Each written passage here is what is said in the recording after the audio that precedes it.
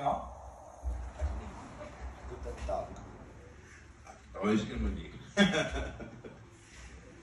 So, nou is my gevra om vanaand bietjie te praat oor swaar kry en hoe dit ons roeping bepaal.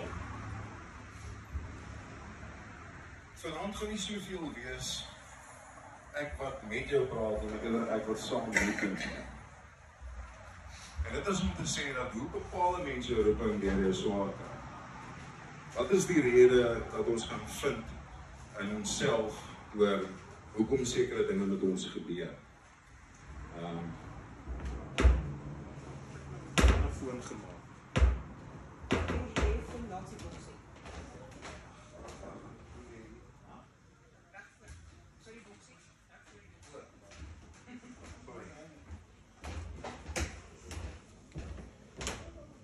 Ek vra om verskoning, ek sweet verskriklik, ek het koors, spinnekop het my gebyt laasweek, so ek is foos op hierdie stadium, maar in elk geval. En Laurens het nou vir my voorheen genoem rondom sy selfmoordpogings en een van die dinge wat by my vasgesteek het vir baie lang tyd is iets wat Albert Camus gesê het. There is only one really serious philosophical question, and that is suicide. Baie keer wanneer dit kom by filosofie en daai tipe goedes, gaan dit nie soseer oor geloof nie, maar eerder om betekenis te vind vir jouself. Daar's 'n baie nietelose ontwaking wanneer jy besef dat sonder geloof is daar eintlik ook niks. So, vandat ek omtrent so 18 jaar oud was,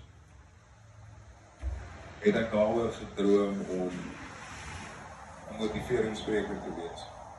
Nou dit is nie 'n baie realistiese droom om te hê, maar ek het daai droom gedroom. En alhoewel dit my nog 12 jaar daarna geneem het om dit te doen, het ek dit toe gedoen. En die rede hoekom ek daaroor gedroom het, was juis ek het in 'n baie verworpe verhouding met my pa groot geword. En die keer wat ek hom wel geken het, het vir my dan al baie frikseer gedoen. En mens wonder soms hoekom dinge met 'n mens gebeur.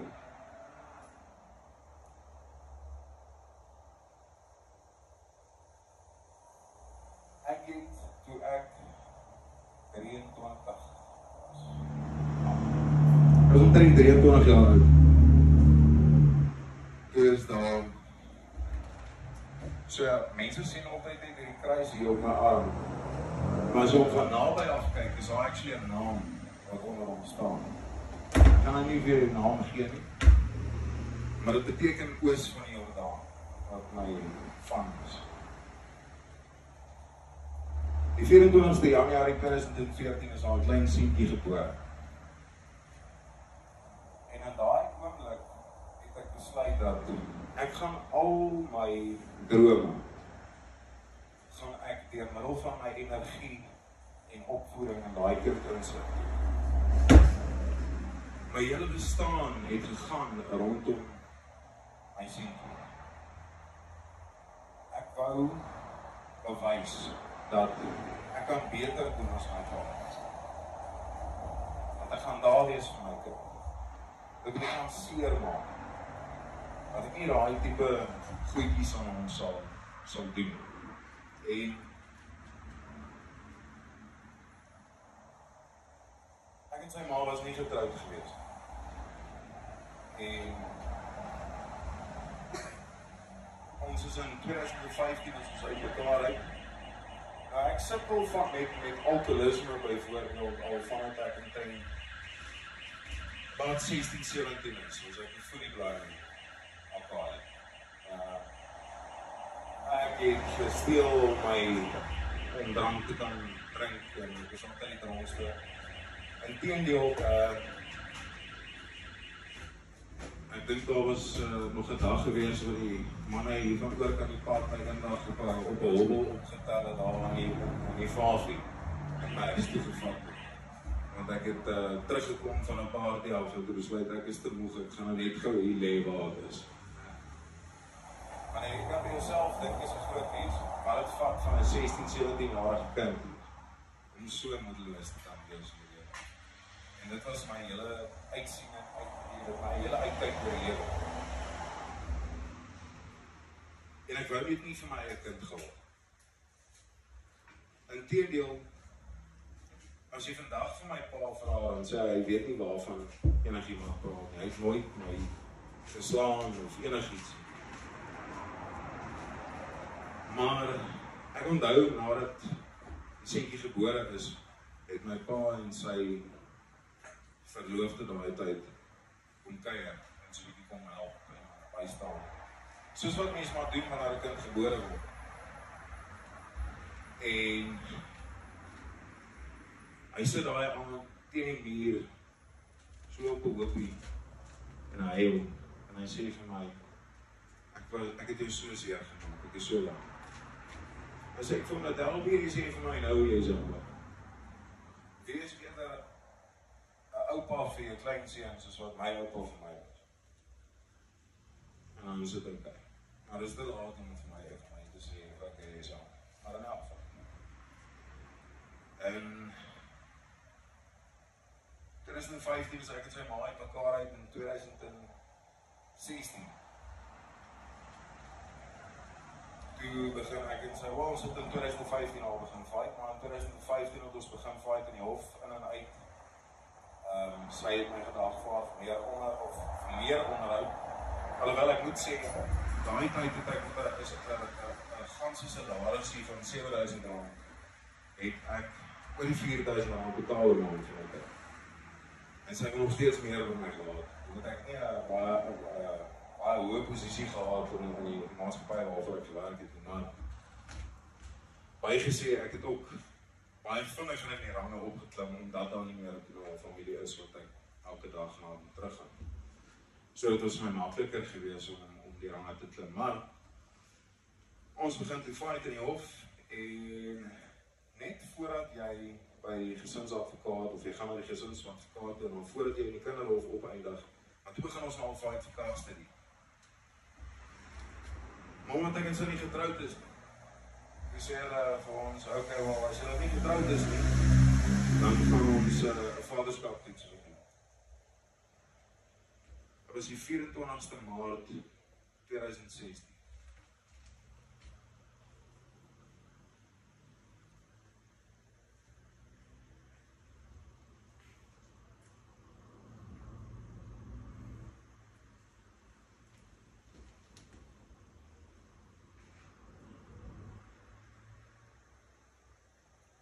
Ek het die volgende 3 jaar van my lewe omgedrink.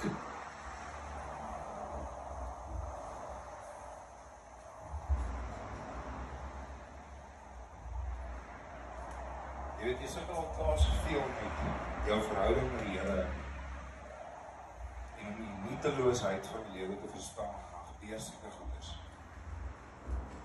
En ek het nooit gesê dit is vir my makliker gewees het om te aanvaar dat hy is dood. En nou sê ek al, dat is nie my nie. En, maar die volgende 3 jaar van my lewe het ek letterlik omgedrink. En dit het my omtrent 5 jaar geval om tot en by 2021 dat ek vir die eerste keer kon vrede hê. Ek sê, this is the way it's going. En nou het ek 'n geleentheid om my lewe oor te begin op die regte manier. Ek het baie foute gemaak. Ek is nie sommer my foute nie. Maar dit is 'n seer wat ek vir nie eens vir my grootste vyand toewens.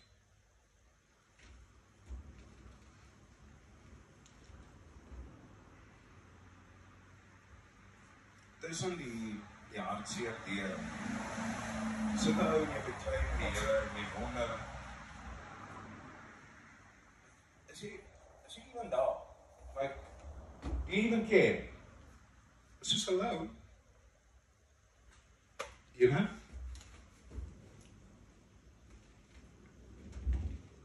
En in 2018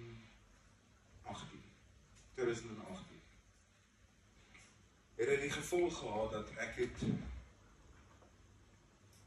in Januarie van 2018 het ek psychotic break gehad. Ek het maar random mense te geloop, sommer enige persoon, op te geloop en gesê, is jy goed? Soos ek was heeltemal koekers, heeltemal. My bout is iemand 7 maande gevat het om te herstel tot iets wat normaal is. En vandaar het ek besluit om te probeer ontleed wat het met my gebeur. Presies. Wat het gelei tot daai oomblik waar ons het draai om letterlik net breek. Nou hy gesê, ek het alles gedoen wat verkeerd is. Ek het gedrink, ek was op steroïdes, ek het bagge gerook, dit was 'n hele gemors gewees. En so daai aand het en natuurlik daai tyd ek dink ek het nog daai tyd het ek nog vir 5 dae het ek nog op 'n vloedfase ook gegaan. Jy het vir 5 dae nie geëet nie, drink en jy rook en jy so is 'n nagmerrie en dan is jy nog op antidepressante ook intussen en so ek gaan wonder my brein gebeur. Maar dit het my op 'n reis begin, op 'n pad begin lei waar ek probeer uitvind wat het gebeur en so bietjie mense siege te probeer verstaan. Ek sê altyd vir mense, ek is nie 'n sielkundige nie, maar ek is sielkundig. Want ek het die werk gedoen. Veral wanneer dit kom by trauma en daai tipe goedjies, moet mens partykeer teruggaan. En jy moet ek het in die week 'n video gemaak wat sê wie jy nou is iemand na wie die kind in jou verlede na kan opkyk wat hom sou beskerm in steede van homself.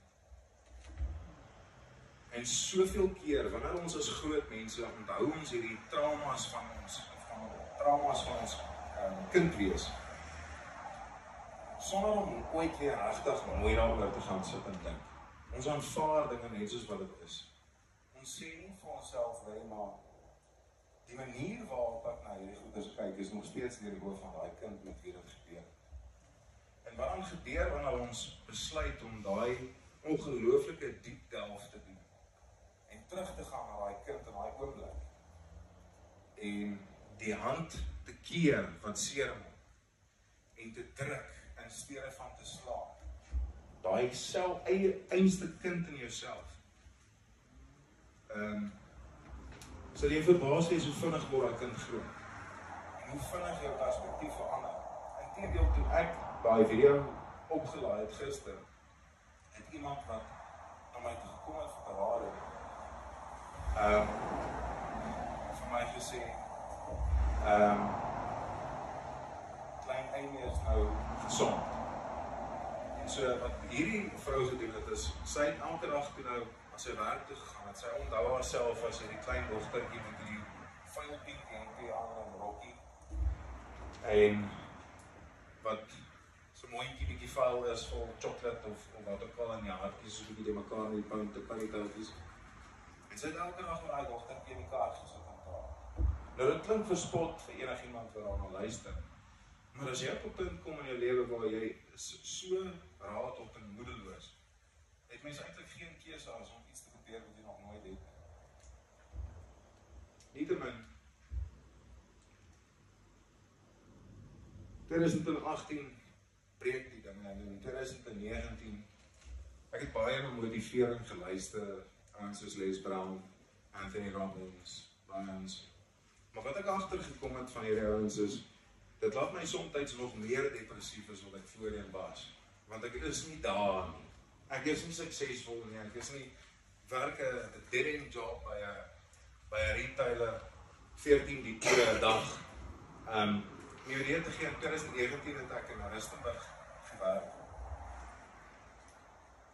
Ek het in die winter, in die oggend en in die aand, in koue water gesjouw.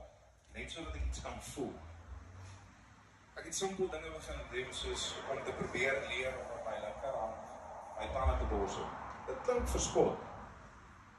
Maar as jou lewe so nieteloos en betekenloos geraak het, dat dit is wat jy doen om jouself te entertain, dan maak dit nogal vir 'n lonely cowboy storie, as jy verstaan wat ek bedoel. Maar ek het hierdie boeke begin lees, en ek het hierdie dinge begin doen, en ek het hierdie kursusse begin loop, en ek het gesê ek gaan my lewe verander. En in 2021, toe het ek nou al bedank, en ek het gesê, die ding met my was, is dat ek het nooit gedink ek gaan die ouderdom van 30 sien. Nooit gedink ek gaan 30 sien. En ek het so geleef ook, ek het glad nie omgegeen. Dus, weet jy hoeveel ek weet, wie is hierdie Dani van Heerden, en toen hierdie slap fight vir die UFC. Ek het anderdag het ek na hom uitgereik, en ek bel iemand my vandag. En nou ken ek nie die nommer nie, want ek het Dani se Amerikaanse WhatsApp nommer, waar toe ek nou met hom uitgereik het op sosiale media, en iemand bel my vandag, en hy sê, luister, ek is meneer De Toy, ek is van die SAPS, ons het videomateriaal van jou wat hierdie naweek iemand aangeraand het, waar is jy? Jy weet, maar het slaat vir my uit mekaar uit, en raak ek daar wat harde gaat, want ek sê, wie is hierdie ouwe, soos ek weet nie waarvan jy praat nie, ek was net nie by Saterdag saam met my verloofde, ek weet nie waarvan jy praat nie, jy vat my van 'n raai. En tensy dit was toe nou hy gewees, maar in 'n geval, het hy my nou so'n bietjie 'n shakedown gegee vanmiddag, man.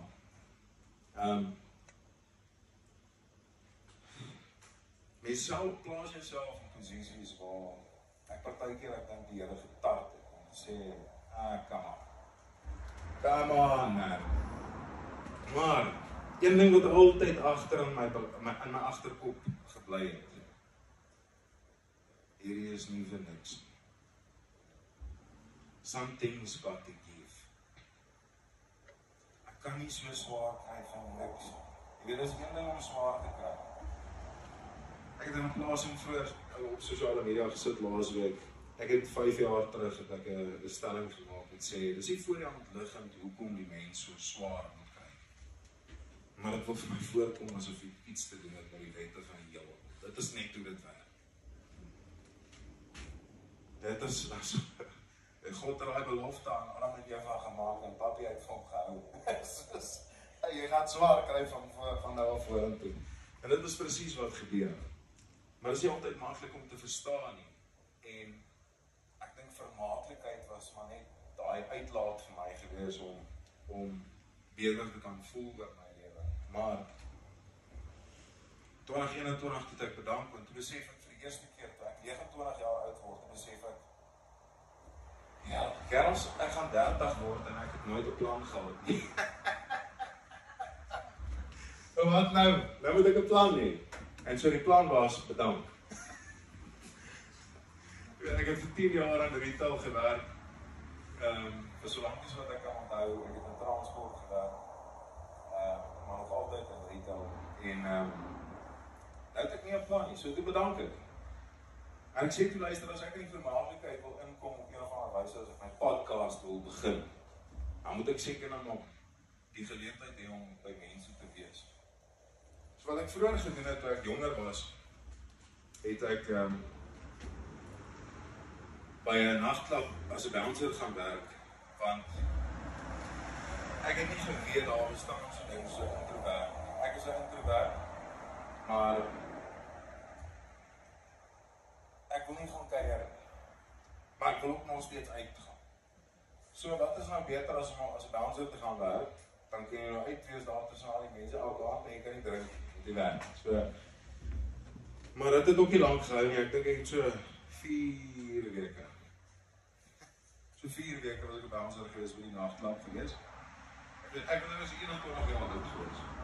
En so sien ek het so 'n klipmuur hier op my voorarm ook. Needless to say, ek het een aand 'n ou gepot, tweede ou wat ek omslaap, sy het 6 ure in 'n koma. Dus ek soos nee, ek dink ek slaap, soos wat, hier gaan tyd nie regkom nie. En, maar toe gaan werk ek weer as 'n bouncer, en ek het hout verkoop in Centurion. Inteendeel, iemand het my ander dag gevra, wat gaan pryse? Ja, verkoop ek nog hout. Het is amazing hoe loyaal mense is wat hout by jou hout koop, né? Maar, in elk geval, ek begin toe hout verkoop, en as 'n bouncer werk in die aande. En, dit was my lekker geweest, want ek wil amper sê met my berading het ek half bietjie begin fokus op alkoholisme self. En daar was my baie redes hoekom ek dit vir my 'n goeie idee was om as 'n bouncer te gaan werk. Eerstens is dat ek word betaal om die hele aand, want die meeste van die tyd gebeur daar niks nie. So ek word betaal om die hele aand van buite af in te kyk na al die dronk mense en te kyk hoe hulle operate. Dis hilarious, by the way. Dis soos om in 'n vis tank aan te kyk. It's amazing. En want dis so funny, soos mense besef nie dat ander mense kyk vir hulle. Dis amazing. Maar dit was die eerste ding geweest. Tweede ding is ek kan uitkom en ek kan nie drink nie. So selfde toe ek jonger was. En die derde ding was geweest dat ek moes leer om my meer in toon te hou. Maar nie net dit nie, is dat ek het op 'n punt gekom in 2020 waar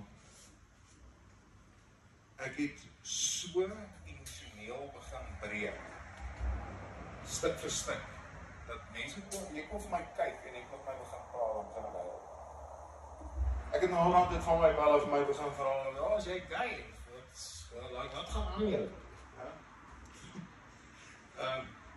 Maar dit was my verskriklike, dit is snaaks hoe 'n mens stelselmatig besig is om te deteriorate en terug te val in 'n gat, nee, want jy dink jy's hier, en op meantime kom jy agter, maar dit is nog baie dieper. Jy weet, ek dink nie dis met toeval, dat hulle sê, alles op bottom is punt. Want maak nie saak hoe diep jy dink jy geval het nie, en jy dink jy kan nie verder gaan, jy vragtig gaan val jy nog dieper. En so, die ander rede was om aan myself te bewys dat ek het nog steeds daai manly, jy weet, in my. En dan die ander ding was natuurlik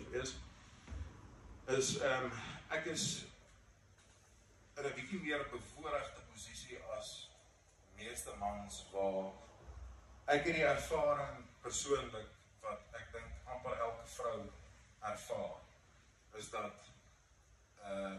jy weet, mans en vrouens soos mans is altyd oor die vrouens en hulle wil altyd, maak saak wat jy doen nie.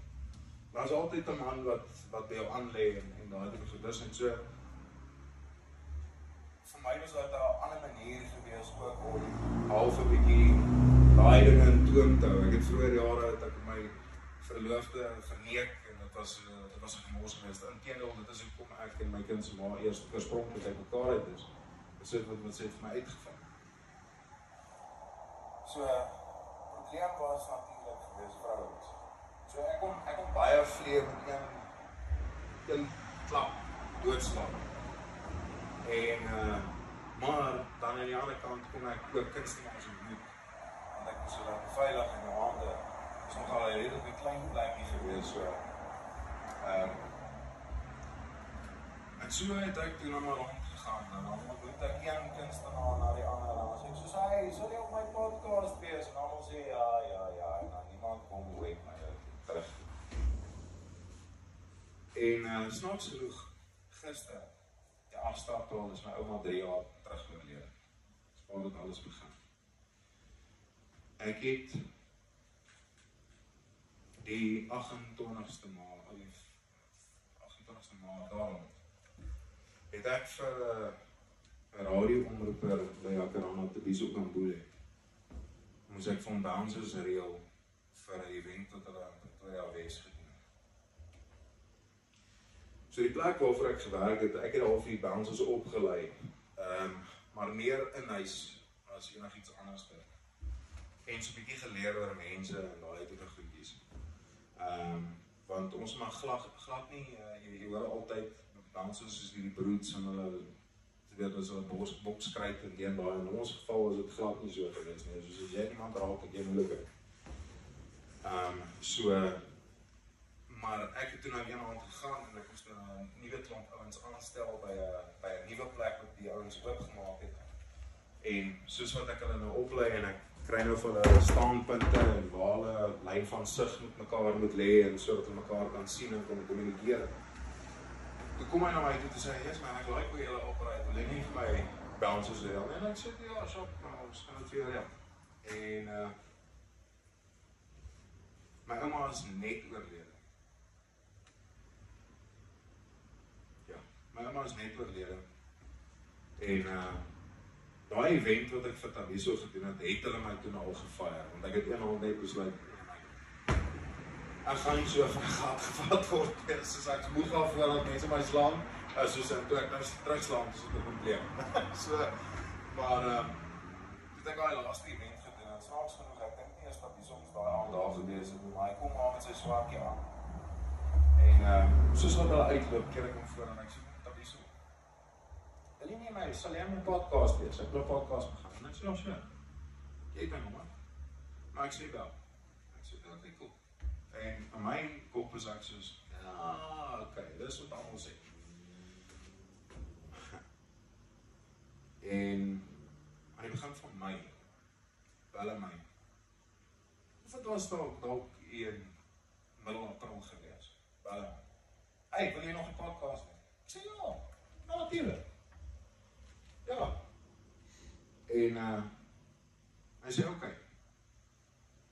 En nog 2 weke later aan, toe vra hy vir my, luister, het jy 'n plek waar jy die podcast wil doen, of gaan ons dit sommer hier by Jacaranda skiet? Ek sê, hom of het ek 'n plek, nee, maar ek sal Jacaranda toe wil kom vir my eerste podcast, no problem. Ja.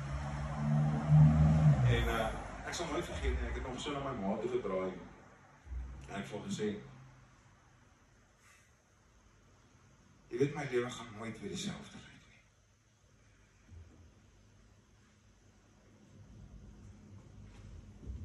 Die 24ste Mei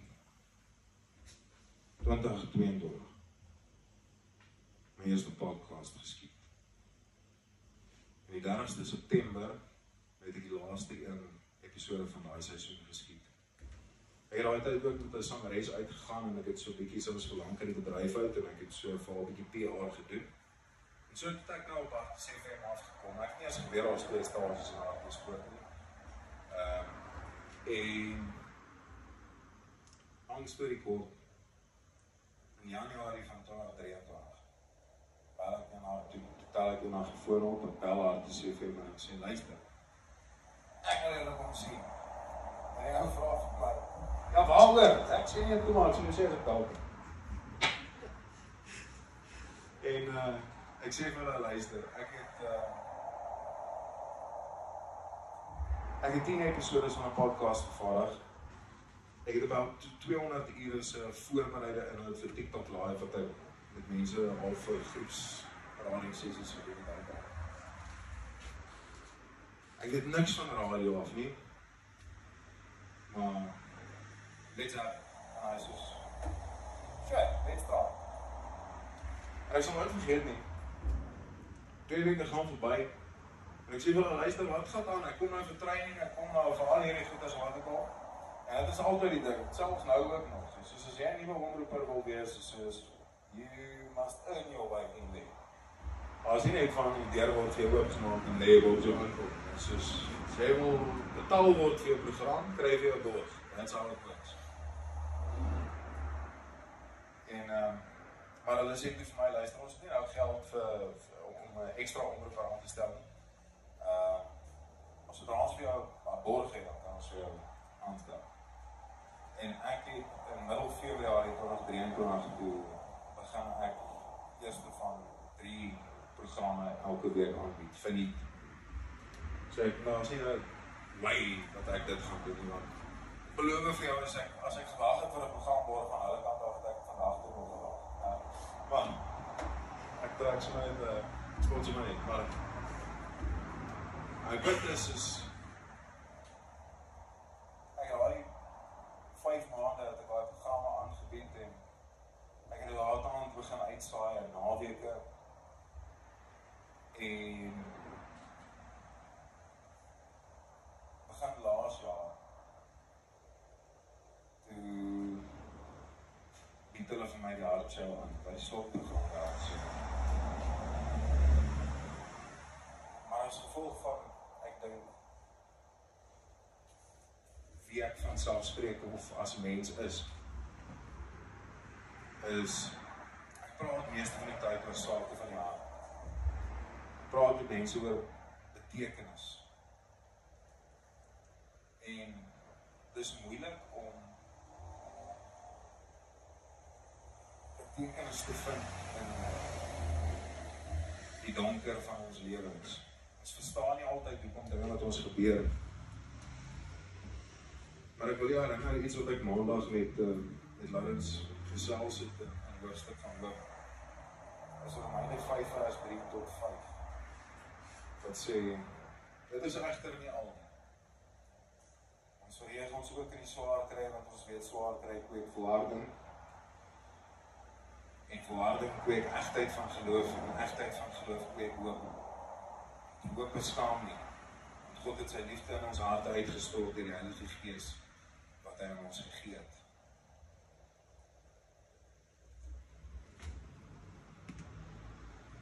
Ek hou baie van filosofie, daai te begin. En iets wat op afgekom het wat vir my ongelooflik profound was in my lewe, is stoicism. Ek weet nie eintlik wat die Afrikaanse woord nie, ek het het anglicisties op ek gaan vertaal eendag, het kom neer op stoïcijnse filosofie, maar dit is eintlik 'n German term, maar stoicism is Griekse filosofie gewees wat half gebaseer was op baie 'n nihilistische uitkyk oor die lewe. En half wat hulle gesê het is, daar is 'n bietjie meer positief wat 'n mens daar omtrent kan doen. En so hulle het 'n stelling wat hulle sê, amor fati. En dit beteken love fate. En dit beteken om te sê dat maak nie saak wat van my gebeur het nie, ons rede. Ek weet nog nie wat daai rede is nie, maar dit is ook wat het beteken om te hoop. Is om te glo in die dinge wat ons nie kan sien nie. Ek het opgegee op my droom 5 jaar nadat ek het gehaal het. En 7 jaar daarna is dit weer rekindel om te sê dat ek gaan hierdie lewe lei waar ek vir mense kan hoop bring deur my stories, deur met mense te praat. So, ek het gesê, vanaand, ek gaan bietjie meer van 'n bespreking wees, en so, hoekom is dit dat ons moet swaar kry? Want ek het nie die antwoord, maar julle kan my dalk help om die antwoord te kry. Hoekom is dit dat ons swaar kry?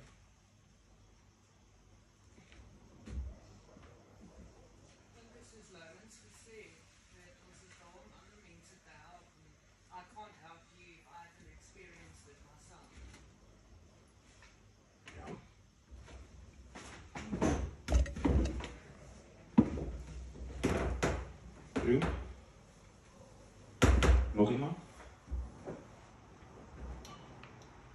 Ek dink ook dat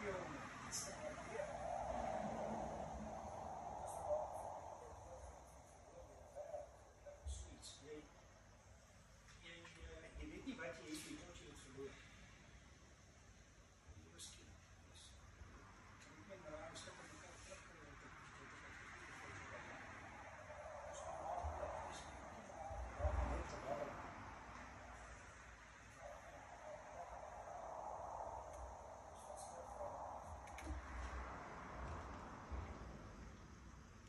mens definitief ongelooflik baie ervaring om met mense te kan skakel. Ek gaan vir een ding gou vertel. Ek het vroeër gesê dat as kon ek op my gebyt, ek het ook verskriklik tandpyn, ek het 2 gebreekte tande hier agter my en ek het laasweek maandag al so begin tandpyn kry, dat ek kan nie slaap in die nag nie. En die vinnigste afspraak wat ek kon kry was nou toe na maandag gewees, nou wat verby is. So ek loop toe al vir 'n week teen maandag met hierdie tandpyn. En jy weet, toen kan ek, lente, wanneer was ek hier gewees, toe jy vir my, ja, toe staan my kliewe hierdie kant so, ek staan op dood. En so, omdat ek altyd 'n lang broek dra, so ek sê dan, dink ek, ja, kry ek nog 'n goeie haartjies net hier bo op my knie. En toe nou, laasweek seker hier Woensdag donderdag se kant. Hoe sien ek nou hier op my been, okay, ja, lyk nou soos 'n goeie haartjies word en ek druk toe nou die ding.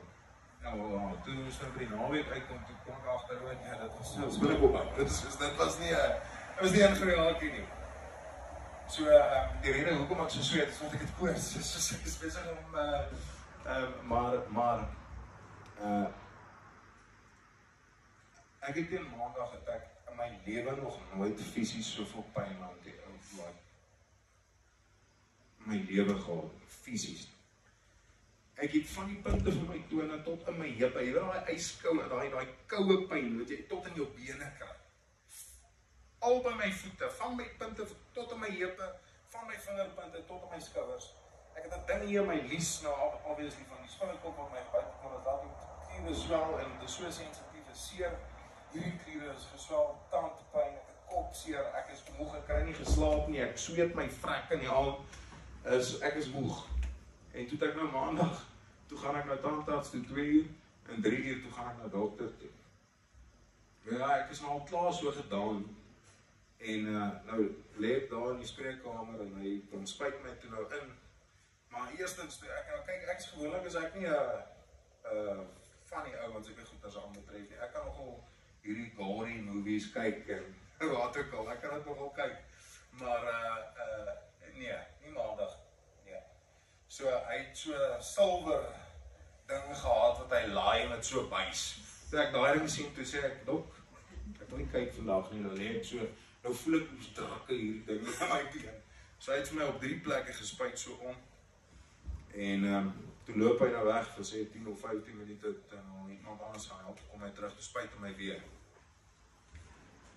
En toe laai hy nou daai lem in sy ding, toe dacht ek, wacht. Nou kyk ek weer weg, nou voel ek hy karing daar, en ek voel het nou nie. En toe ek nou voel hy is nou klaar gekaring, nou kyk ek op, nou sien ek, hy het so lepel ding, hy het so lang bak, dingetjie, een skelpel ding, wat lyk so, nou krap hy,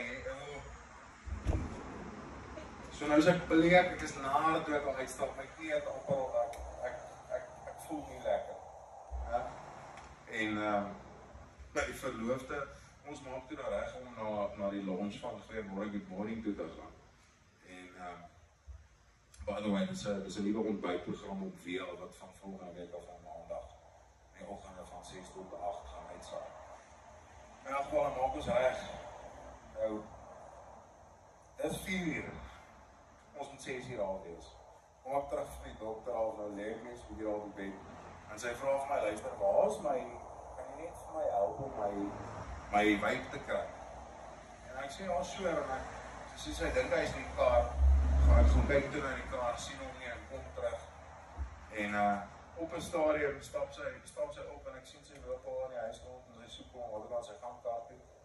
En toe sy nou terugkom, sê ek vir haar, waar het jy jou wyf toe nou gekry? En sy sê, nie in die kar. Maar ek begin huil, ek breek uit, ek is so sorry, ek is so gatvol, ek is moeg, ek het pyn, ek weet nie meer of ek kom of gaan. 20 minute later voel ek beter, gelukkig. Was die bediende daar gewees, maandagoggend, en ek weet nie om een of ander rede, want as hy skool gewas, is die hele geyser weg. So, die water was ijskoud, so toe moet ek nou met die koors en gitters, moet ek toe nou in die koue shower gaan klim, voordat ons na die lunch toe gaan. En dit het my toen al wat beter voel, en ek besef gisteraand met 'n skok, dat, selfs met lag, hoekom, weet my skool bestaan, ek het al ooit gevoel dat wanneer iemand jou kiel jou dan lag jy so naderhand sê, hou nou op, want ek het seer. So wat gebeur, wanneer jy lag, is jou ingewande besig om te skud, en is actually seer. Maar wat gebeur wanneer jy lag, is daar word endorfine, oxytocin release in jou liggaam, wat 'n pyn, verdovings, natuurlike verdovingsmiddel is. Maar dieselfde gebeur wanneer jy huil. Ek het heeltemal daarvan vergeet. Maar my punt is dat so 7 weke, as dit 6 weke, hierdie is die 6de week wat hulle dit aanbied, né? So 7 weke gelede het ek 'n ervaring gehad rondom my pa, en ek het eendag vir about 20 minute aan een gesaak. Gehuil asof iemand nou net dood is. En ek dacht toe by myself, ek is soos aan hoeveel emosionele en geestelike pyn moet 'n ou wees om so te kan saak oor enigiets. Maar die mens voel altyd beter as om nie gehuil het.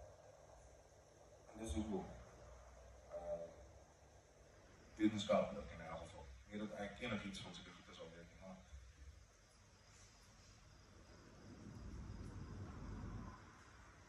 mens weet nie eintlik hoekom ons swaar kry. Somtyds is die beste antwoord, en die beste antwoord wat ek tot dusver op kon agkom, is dat ons moet dit nou net hanteer. Ons niks anders wat hier aan kan doen, is ons help ook nie, ons sit hier en ons fight daar teen. Dit help nie ons fight met die Here, ons fight met die mense om ons fight met ons eie emosionele toestand, ons fight met ons eie omstandighede. Wanneer die beste wat ons kan, en wanneer ek sê aanvaar dit, beteken dit nie gaan lê en aanvaar dit nou maar net soos wat dit is, en dit kan met my. Insteede wat ek bedoel is amor fati, love fate, accept it. Dis die ding. Ek weet van nog niemand in die geskiedenis van die mensdom wat nie gebore en dood is, en toe dood is. Die dood en die lewe is dinge wat ons almal met mekaar gesê. Van die begin tot die einde. Almal word gebore, almal gaan dood. Almal ervaar die dood op een of ander wyse. Almal ervaar eensaamheid. Ek sê altyd vir mense, soos, weet ons is uniek as mense, maar ons is nie spesiaal. God gaan nie die manier waarop hy die wêreld geskaap het verander vir ons. En so jy kan dit of aanvaar en die beste maak van 'n slegte situasie, of jy kan gaan lê. Dis die ding. Terwyl ek in retail gewerk het, waarom sê jy weet wat so siel behoorende werk dit is om vir soveel ure 'n dag te gaan staan in 'n plek en jy weet, hier waar jy is, gaan jy nergens weer verder. Jy is hier om 'n funksie uit te dien en net daai funksie alleen. Enigiets wat jy meer as dit probeer doen, gaan mense jou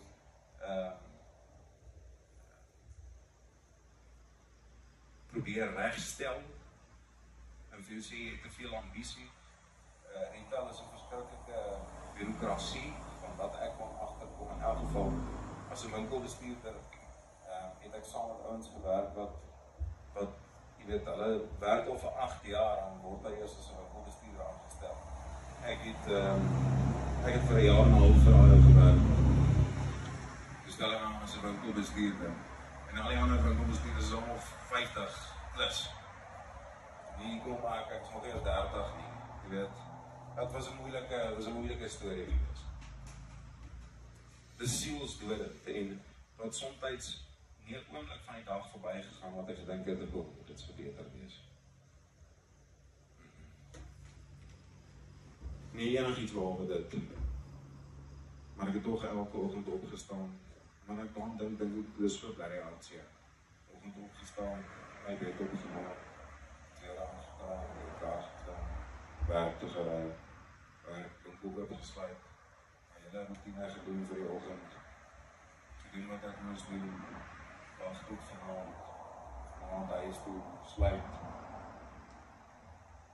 wat, ry huis toe, kom by die huis, en dan gaan sit ek op die stoel. En dan skryf ek. Iets interessant wat gebeur het, is dat ek het so in 2019,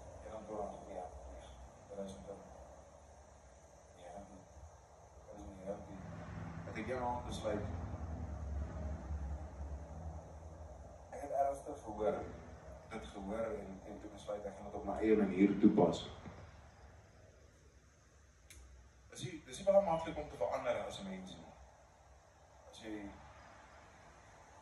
bietjie van my geskiedenis weet en waar ek vandaan kom, is dit wat ek vandag is die teenoorgestelde van wat ek was.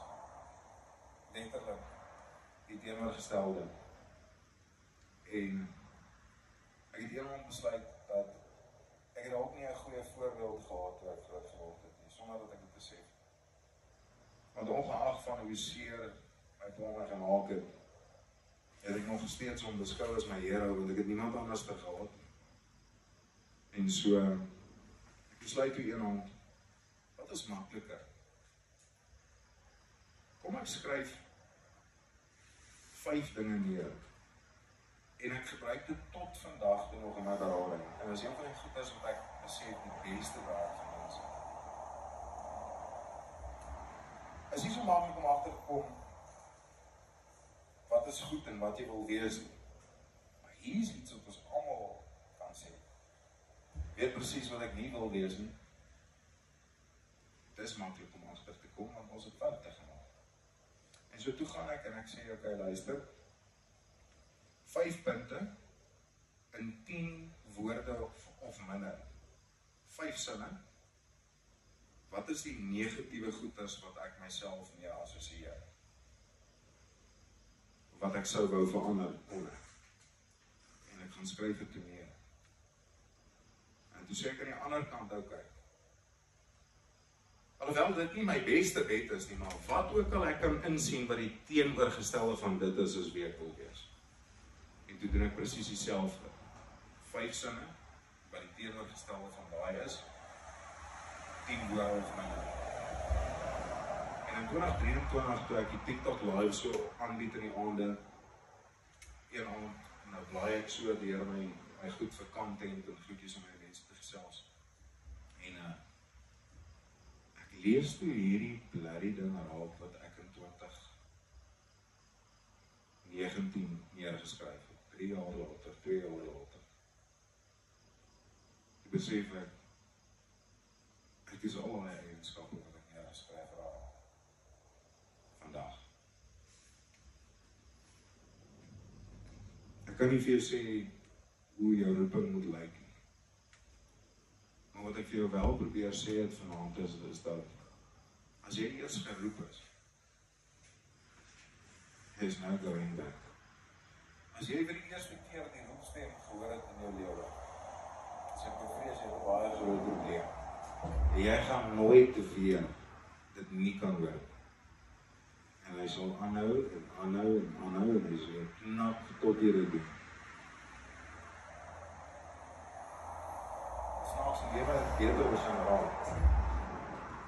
Nou dis seker nie vir almal om 'n motiveringsspreker te raak, vir radioomroepe of TV te gaan wees nie, maar het is goed om 'n droom te hê.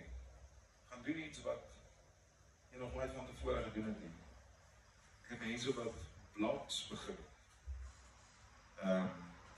En net begin skryf, ek realiseer, eerlik was daaroor.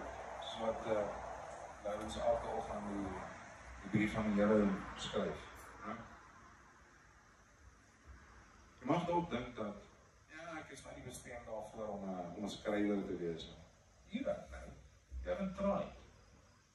Dis die ding, ons almal het spraak en gemeen met mekaar. Dus een raak net al beter daarmee, maar dit beteken nie dat wat ons te sê het is nie die moeite werd. Twee goedjies. Almal word geroep. Almal antwoord nie. En elkeen van ons het 'n storie. But it's going to be up to us how we're going to tell that story. Swaar kry is nie iets wat 'n mens kan bepaal of sê daar's betekenis daar agter. Nie altyd. Partykeer kry mense wagtig net swaar want dit voel net jy hoor partykeer mense se stories dan dink jy, "Ag, liewe Vader, die arme mens. Wat nog?" Né? Asof dit nie erg genoeg is om dat jy die dinge beleef het wat jy het nie, dan moet jy nog dit ook ervaar. Soos dis een ding wat so 'n bietjie hartseer is partykeer, is soos nietelose swaar kry is nog 'n verskriklike ding. Jy weet, as swaar kry vir 'n rede was. Die probleem is partykeer met jouself oortuig daar's 'n rede. Almal van love faith. This is life. I am human. Therefore, it makes me no different than anybody before me. It'll make me no different than anyone after. But what I can do is I can carry my story with pride and look at the world with confidence and say, I'm going to make a difference. So wat ons baie keer probeer doen is dat ons probeer externaliseer. Ek dink ons laas week het ons so vinnig daar aangeraak na 'n praatjie, is dat een van die eerste goeders wat ek geleer het as berade, is dat hulle vra vir jou, eers en hulle het my nogal gevang, hoe klaar jy sien gou? Is jy die tipe persoon of wie mense nog altyd gekom het verraad? En ek soos, ja. Is jy altyd die een wat ander mense ondersteun en ja. Maar sê nie daar volgens sê hierdie is nie vir hulle nie, dis vir jou. Die berading kursus wat ek gedoen het, hulle sê vir jou, is vir jou. Dis nie vir ander mense. En ek verstaan vandag hoekom. Is want ons is allemaal mense. En hoe vinnig ons besef dat ons is meer dieselfde as wat ons anders is. Dan ons begin met mekaar skaap. Ons is mense. Jy het 'n unieke storie. Maak jy nie spesiaal. Jy het 'n storie, ek het 'n storie, ons almal het 'n storie, ons almal swaar kry, ons almal seer kry, ons almal hartseer, ons almal trauma ervaar op een of ander wyse. So ons kan die beste van 'n slegte situasie maak en iets moois daarin omskep. En ek dink dit was ook half maar 'n soort van my wat ek aangeraak het met bevestigings aandag ook. Is dat die lelike goed is wat ons gebeur het, kan ons iets mooi omskep. Ons kan iets mooi daarvan maak. Maar dit is 'n keuse. As jy besluit, hierdie ding wat ek nou ervaar is nieteloos, dan gaan dit nieteloos wees. Ek is bevrees so. Ek sê altyd vir mense, soos, jy weet,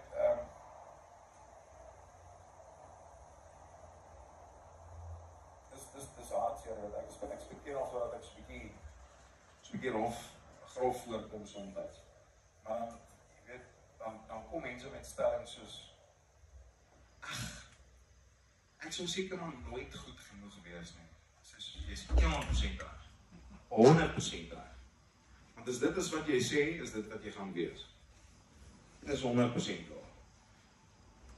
So, hoe kan 'n mens hierdie swaar kry oorkom? Waar kan 'n mens op omskep? Daarin sê dit hierdie werksverantwoord omskep. Party mense omskep dit in 'n boek. Ek omskep dit in die stories wat ek vertel daagliks op radio. En by geleenthede soos die en op my TikTok video's. Party mense omskep dit in 'n blog.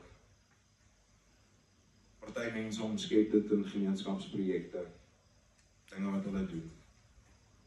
Maar een ding wat ek weet verseker, is dat almal gaan beter wees daarvoor as jy jou swaar kry oorkom. En dit is nie om te sê om te wen nie. Dit is om te sê dat deur jou swaar kry te werk en iets daarvan te kan ontgin. Daar was 'n alchemistiese diktaat wat lei en sterkulinis in minuut. Dit beteken in die gemors sal dit gevind word. Die Romeine het soort van 'n bespotting geraak toe hulle hierdie groot Romeinse ryk gehad het vir die hoeveelheid gode wat hulle aanbid het. Een van hierdie gode was Sterkulinis gewees. Sterkulinis was the god of filth.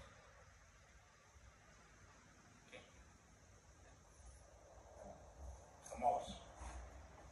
En dan denk je bij jezelf, what is the significance of something like that? En so hier is. Wat gebeur as jy het mis op jou gras gooi? Dit groei, papie. Is dit per toeval? Is dit fisies waar of is dit geestelik ook waar? Gooi strom daarop en dit gaan groei. Maar dit beteken ons gaan dit met opvreet. Elke dag. Totdat op ons op 'n plek kom waar ons besluit dat nou gaan ons groei. Jy weet wanneer saadjies geplant word en daai tipe goeders dan druk ons vir hom so in die grond in. In die donker, in die nat, alles. En sterkulinis in minuut. Hoe word diamante gevorm? Ons 3 elemente. Tyd, drukking en hitte. That's it. That's how diamonds are formed. So wat jy nodig het, is daai drukking in jou lewe, die swaar kry. Jy het die hitte nodig van die lewe, die dinge wat jou dryf, die stres wat jy ervaar in jou daaglikse lewe, en so 'n bietjie tyd om oor te dink. Dis hoekom dit kom partykeer voor of mense eers hier